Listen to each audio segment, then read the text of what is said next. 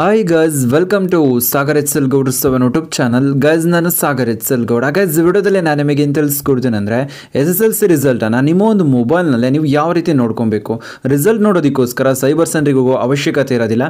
ತುಂಬಾ ಈಸಿಯಾಗಿ ನಿಮ್ಮ ಒಂದು ಮೊಬೈಲ್ನಲ್ಲಿ ನಿಮ್ಮ ಒಂದು ರಿಸಲ್ಟ್ನೇ ಆಗಿರ್ಬೋದು ಅಥವಾ ಯಾರದೇ ಒಬ್ಬರದ್ದು SSLC ರಿಸಲ್ಟನ್ನು ನೀವು ನೋಡ್ಕೊಬೋದು. ಸೊ SSLC ರಿಸಲ್ಟನ್ನು ಯಾವ ರೀತಿ ನೋಡಬೇಕು ಅನ್ನೋದನ್ನು ತಿಳ್ಕೊಳ್ಳೋದಕ್ಕಿಂತ ಮುಂಚೆ ನೀವೇನೋ ನಮ್ಮ ಚಾನಲ್ಗೆ ಸಬ್ಸ್ಕ್ರೈಬ್ ಆಗಿಲ್ಲ ಅಂದರೆ ಪ್ಲೀಸ್ ಸಬ್ಸ್ಕ್ರೈಬ್ನ ಮಾಡ್ಕೊಳ್ಳಿ ಮತ್ತು ಪಕ್ಕದಲ್ಲಿರುವಂಥ ಬೆಲ್ ಬಟನನ್ನು ಪ್ರೆಸ್ ಮಾಡಿ ನಾನು ಯಾವುದೇ ಒಂದು ಹೊಸ ವಿಡಿಯೋ ಅಪ್ಲೋಡ್ ಮಾಡಿದ್ರು ನಿಮಗೆ ನೋಟಿಫಿಕೇಶನ್ ಆಗಿ ಬರುತ್ತೆ.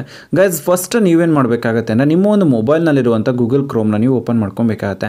ಕ್ರೋಮ್ ಓಪನ್ ಮಾಡಿದ ನಂತರ ಇಲ್ಲಿ ಸರ್ಚ್ ಆಪ್ಷನ್ ಇರುತ್ತಲ್ಲ, ಅಲ್ಲಿ ಕ್ಲಿಕ್ ಮಾಡ್ಕೊಬೇಕಾಗತ್ತೆ. ಸರ್ಚ್ ಬಾರ್ ಮೇಲೆ ಟ್ಯಾಪ್ ಮಾಡಿಕೊಂಡು KAR ನಾನು ಯಾವ ರೀತಿ ಟೈಪ್ ಮಾಡ್ತೀನೋ ಅದೇ ರೀತಿ ಟೈಪ್ ಮಾಡಿ. ಒಂದು ಸ್ಪೆಲ್ಲಿಂಗ್ ಮಿಸ್ಟೇಕ್ ಆಯಿತು ಅಂದರೆ ಬೇರೆ ಬೇರೆ ವೆಬ್ಸೈಟ್ಗಳೇನಾಗುತ್ತೆ ಅಂದರೆ ಓಪನ್ ಆಗಿಬಿಡ್ತವೆ. ಸೊ ನೀವು ನೋಡ್ತಾ ಇರೋದು KAR ಸ್ಪೇಸ್ ರಿಸಲ್ಟ್ RESULTS.NIC.in ಅಂತ ಟೈಪ್ ಮಾಡಬೇಕಾಗುತ್ತೆ. ಅಲ್ಲಿ ರಿಸಲ್ಟ್ KAR ಹತ್ರ ಸ್ಪೇಸ್ ಕೊಟ್ಟಿಲ್ಲ ಅಂದರೆ ಡೈರೆಕ್ಟ್ ವೆಬ್ಸೈಟ್ ಓಪನ್ ಆಗುತ್ತೆ. ಬಟ್ ಕೆಲವೊಂದೊಂದು ಸರಿ ಏನಾಗುತ್ತೆ ಅಂತಂದರೆ ಲಿಂಕ್ ಓಪನ್ ಆಗೋದಿಲ್ಲ. ಸೊ ನೀವು ಯಾವ ರೀತಿ ವೆಬ್ಸೈಟಿಗೆ ಡೈರೆಕ್ಟ್ ವಿಸಿಟ್ ಆಗಬೇಕು ಅಂತ ನಿಮಗೆ ತಿಳಿಸ್ಕೊಡ್ತೀನಿ. ಗೈಸ್, ನಿಮಗೆ ಫಸ್ಟಲ್ಲೇ ವೆಬ್ಸೈಟ್ ನಿಮಗೆ ಸಿಗುತ್ತೆ KARResult.NIC.in ಅಂತ. ಆ ಒಂದು ವೆಬ್ಸೈಟ್ ಮೇಲೆ ನೀವು ಟಾಪ್ ಮಾಡಿದ್ರೆ ಅಂದರೆ ಏನಾಗುತ್ತೆ ಅಂದರೆ ಈ ಒಂದು ಅಫಿಷಿಯಲ್ ವೆಬ್ಸೈಟ್ ನಮಗೆ ಇಲ್ಲಿ ಓಪನ್ ಆಗುತ್ತೆ. ಓಪನ್ ಆಗಿದ ನಂತರ ಇಲ್ಲಿ ನೀವು ನೋಡ್ತಾ ಇರೋದು SSLC ಅಂತ ಇದೆ. ನಿಮಗೆ ಇಲ್ಲಿ ಥರ್ಡ್ ಆಪ್ಷನಲ್ಲಿ ನಿಮಗೆ ಸಿಗುತ್ತೆ. ಇಲ್ಲಿ 2022 ಅಂತ ಇದೆ.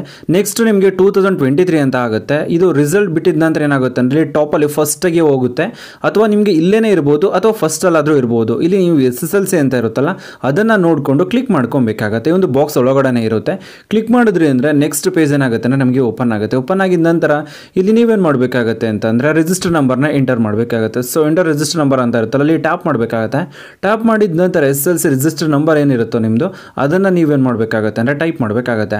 ಟೈಪ್ ಮಾಡ್ಕೊಂಡು ನಂತರ ಇಲ್ಲಿ ಡೇಟ್ ಆಫ್ ಬರ್ತ್ನ ಎಂಟರ್ ಮಾಡಬೇಕಾಗತ್ತೆ. ಇಲ್ಲಿ ಡೇ ಮೇಲೆ ಟ್ಯಾಪ್ ಮಾಡ್ಕೊಬೇಕಾಗತ್ತೆ. ನೀವು ಯಾವ ಒಂದು ದಿನದಲ್ಲಿ ಹುಟ್ಟಿದಿರೋ ಆ ಒಂದು ಡೇಟ್ನ ಸೆಲೆಕ್ಟ್ ಮಾಡ್ಕೊಳ್ಳಿ. ನೆಕ್ಸ್ಟ್ ಮಂತ್ ಮೇಲೆ ಟ್ಯಾಪ್ ಮಾಡ್ಕೊಬೇಕಾಗತ್ತೆ. ನಂತರ ನಿಮ್ಮ ಒಂದು ಮಂತನ್ನು ಸೆಲೆಕ್ಟ್ ಮಾಡ್ಕೊಬೇಕಾಗತ್ತೆ. ನೆಕ್ಸ್ಟ್ ಇಯರ್ ಮೇಲೆ ಟ್ಯಾಪ್ ಮಾಡ್ಕೊಬೇಕಾಗತ್ತೆ. ನೀವು ಯಾವ ಇಯರಲ್ಲಿ ಹುಟ್ಟಿರ್ತೀರೋ ಆ ಒಂದು ಇಯರ್ನ ನೀವೇನು ಮಾಡಬೇಕಾಗತ್ತೆ ಅಂದರೆ ಸೆಲೆಕ್ಟ್ ಮಾಡ್ಕೊಬೇಕಾಗತ್ತೆ. ಸೆಲೆಕ್ಟ್ ಮಾಡ್ಕೊಂಡು ನಂತರ ಇಲ್ಲಿ ಸಬ್ಮಿಟ್ ಅಂತ ಇರುತ್ತಲ್ಲ, ಸಬ್ಮಿಟ್ ಮೇಲೆ ನೀವು ಕ್ಲಿಕ್ ಮಾಡಿದ್ರೆ ಏನಾಗುತ್ತೆ ಅಂದರೆ ನಿಮಗೆ ರಿಸಲ್ಟ್ ಶೋ ಆಗುತ್ತೆ. ರಿಸಲ್ಟ್ ಬಿಟ್ಟಿದ ತಕ್ಷಣ ನೀವು ಈ ರೀತಿ ಸರ್ಚ್ ಮಾಡ್ತಿದ್ದೀರಾ ಅಂದರೆ ಏನಾಗುತ್ತೆ ಅಂದರೆ ಸರ್ವರ್ ಬ್ಯುಸಿ ಇರುತ್ತೆ. ಸೊ ಸ್ವಲ್ಪ ಟೈಮ್ ತೊಗೊಂಡು ನೀವೇನು ಮಾಡಬೇಕಾಗತ್ತೆ ಅಂತಂದರೆ ಈ ಒಂದು ಎಂಟರ್ ಮಾಡಿಬಿಟ್ಟು ಸಬ್ಮಿಟ್ ಮೇಲೆ ಕ್ಲಿಕ್ ಮಾಡಬೇಕಾಗತ್ತೆ. ಸೊ ಈ ರೀತಿ ನೀವೇನು ಮಾಡ್ಬೋದು ಅಂದರೆ SSLC ರಿಸಲ್ಟನ್ನು ನಿಮ್ಮ ಒಂದು ಮೊಬೈಲ್ನಲ್ಲಿ ತುಂಬಾ ಈಸಿಯಾಗಿ ನೋಡ್ಕೊಬೋದು. ಗೈಸ್, ನಾನಿವಾಗ ನಿಮಗೆ ತಿಳಿಸ್ಕೊಡಿ ಸಿಂಪಲ್ ಟ್ರಿಕ್. ಏನಾದರೂ ನಿಮ್ಗೆ ಇಷ್ಟ ಆಯ್ತು ಅಂದರೆ ಪ್ಲೀಸ್ ಲೈಕ್ ಮಾಡಿ, ಶೇರ್ ಮಾಡಿ ಮತ್ತು ಸಬ್ಸ್ಕ್ರೈಬ್ ಆಗೋದನ್ನು ಮರಿಬೇಡಿ guys. Thank you for watching guys.